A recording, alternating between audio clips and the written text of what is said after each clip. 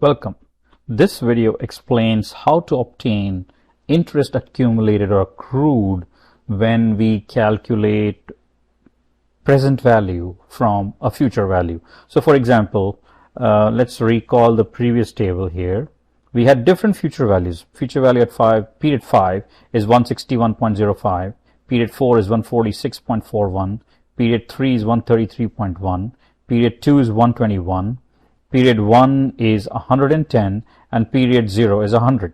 Now how can we find out present value, i.e. 1 period prior, 2 periods prior, 3 periods prior, and 4 periods prior, and 5 periods prior? So what we do is take that future value and divide it by the rate, 1 plus rate to the power of the n period. So it is 1 in this case, power is 2 here, power is 3 here, power is 4 here, and power is 5 here. Notice how everybody's power is 1 here because we're going 1 period prior.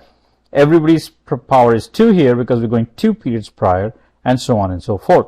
Now that we obtain the present value, n periods prior, how much is the interest accumulated? In other words, what is the difference between the future value and the present value that we just calculated? We are going to do that right here. So here the calculation shown is from these numbers, but in Excel we don't really have to calculate the number separately. We can include it in the same formula, and let's see how to do that. Here, first of all, let's just find out the present value. So we could use the Excel function, or we could use just the compound interest formula. I'm more comfortable now using the Excel function. So present value, the rate, we'll put the rate here, $AM $1, we'll put the rate there. Number of periods. Now, how many periods prior do you want to go? So this will be AM $3, comma, payment, there is no intermediate payments, just a future value. Excuse me, that'll be $AL 4 minus sign because it flips its sign outside the function. Actually, we can keep it negative here because it's a present value and we need to subtract it from the future value anyway. So let's keep it negative. So then end of the period. So this is going to give me minus 146 point. Oh, actually, when we put the rate as 10%. So let's just put the rate here, RATE, Alt NU, and then please insert this beautiful looking right arrow and then close. Okay, so we got this 146, which is the value 1 period prior. And then all we need to do is really add the AM $3. So AM $3 plus this, and that'll give us the interest accrued. So 161.05 minus 146 point something will give us approximately $15 and change. AM $3 plus PV of this. Wow, no, it's not given us that. Let's see why not. AM $3 to be removed. Now we are troubleshooting here.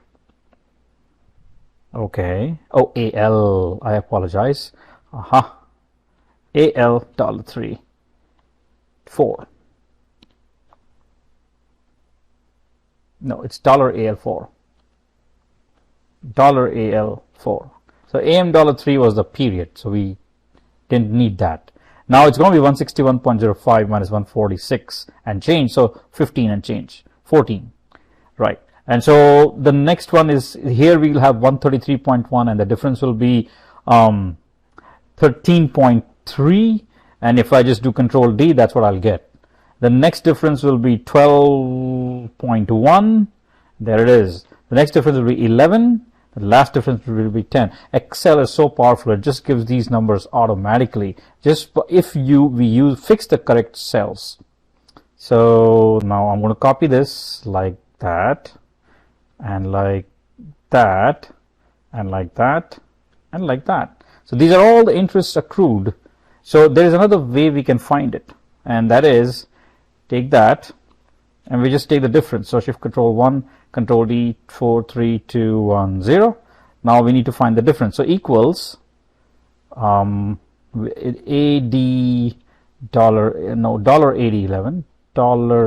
$AD 11 minus Now we want this to move to the right as well as move down, so not fixed it at all. So you can see, oh, Control X, Control V, and Control R, Control R.